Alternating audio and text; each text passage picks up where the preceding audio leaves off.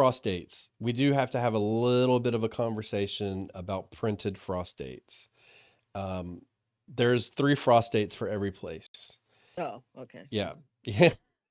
So it, so that's the You second, love bringing this up. but I it's hate bringing important. this I up. hate bringing it up too, but it's important, and it's funny. It's the second time in the episode that you've looked at me like something painful just came out of my mouth. Mhm. But and it's typically not seen, but you can get, if you find the right website, there's 3 frost dates. There's an 80%, a 50%, and then I think it goes down to like 20 or 10% after that frost date. Um, the 50%, I mean, it's just what it says. There's an 80% chance there's going to be a frost, and then so on and so forth. So just be very careful.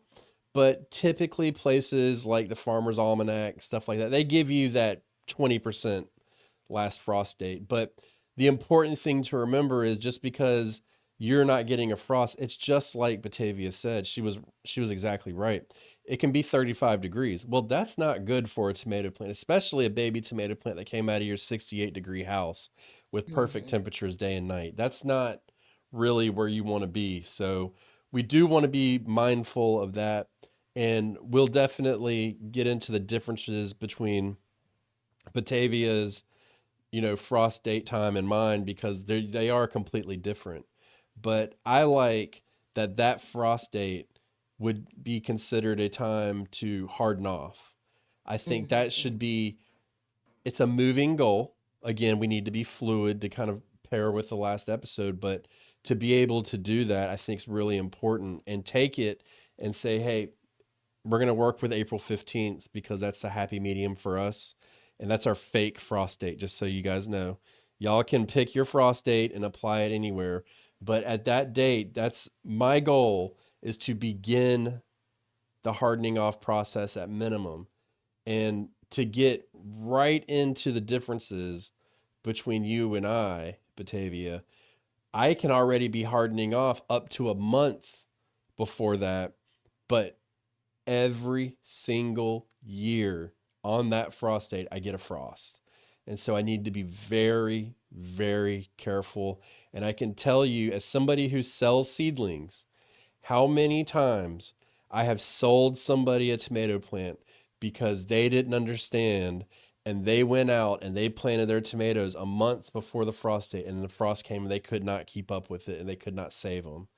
And or real quick, the amount of people that have come to me and said, "Hey, I planted them out. I was able to get them through the frost, but they're stunted." And we're now into June into July, and they're trying to replace tomato plants, and that's not where we want to be. Yeah, so when you talk about we're not planting early enough, do you feel like you're focused on what I hear when you say that is primarily these cool weather crops in the spring and really the cool weather crops in the fall? I think generally speaking, there are opportunities to plant heat loving crops earlier, but you have to take special care with that. What do you think? Um, Go earlier, go earlier. Is there a particular season or type of crops, or are you just kind of across the board saying that? so hold on, let me. Is there a psychologist couch in here I can lay on real quick? So I'm gonna be, one thing that I try to do on my YouTube channel and all that is I try to be totally honest, and I'm going to do that right now.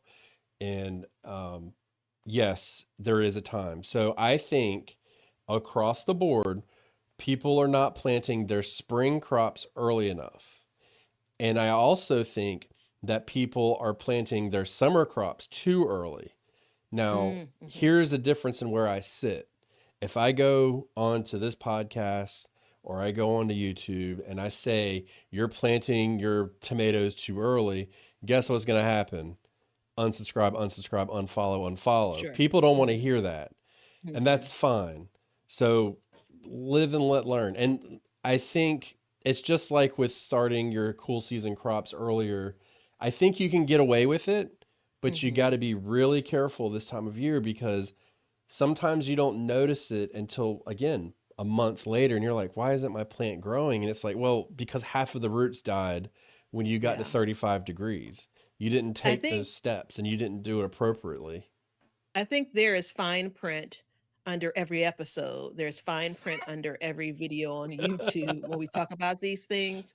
When we're saying that this is what is considered a standard, and then we're saying we believe you can do something different, there is also the fine print of, but be prepared for some potential loss, right? So if you're going to plant your tomato plants after your average last frost date, but earlier than you normally do, if you got 3 tomato plants you plan on planting, maybe only try one of them to begin with. If you have 10, maybe only try 2 or 3 of them. Engage throughout the season how those 2 or 3 perform compared to the ones that you planted, maybe closer to what you normally do. The caution that we're asking you to take is a great point about, you may not come out to a dead tomato plant in at the end of April with that April 15th last frost date. But you may end up, we had this question last week under a different circumstance. You may end up with a stunted plant, and it may take you many weeks to realize that that's the case. I want to toss this out to confuse matters more. There are kind of old wives' tales, so a couple of things to note. If you go to the garden centers, which I do, I frequent them in the spring, especially. In the summer, I'm a little bit busier, but in the summer too. In Chicago, you're never in March going to see the seedlings, the transplants they're selling outside. They're going to always be in the interior of the store, or like if they have an enclosed garden center that where the doors are closed. In March, that's what you're going to see. In April, you may start to see things that, are a bit more outside, but guess what they are? They're cool weather crops. Yeah.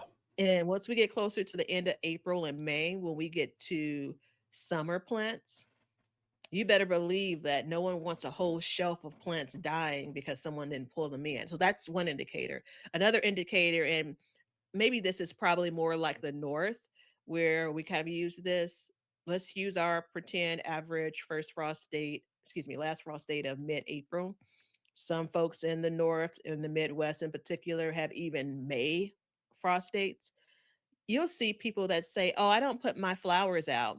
Think annual. Let's on the same guise as it's sensitive to the cool weather until Mother's Day. Mother's Day generally gets like the first going into the second week of May. So I am weeks now. Now, again, that's being much more conservative when it comes to what you're planting out. And the difference between last week and this week is we're not racing for many of these vegetables against weather conditions that will say create an issue with the plant we're growing. This isn't broccoli where we're racing against the heat. Your season for summer, generally speaking, is going to be a little bit longer. There are a couple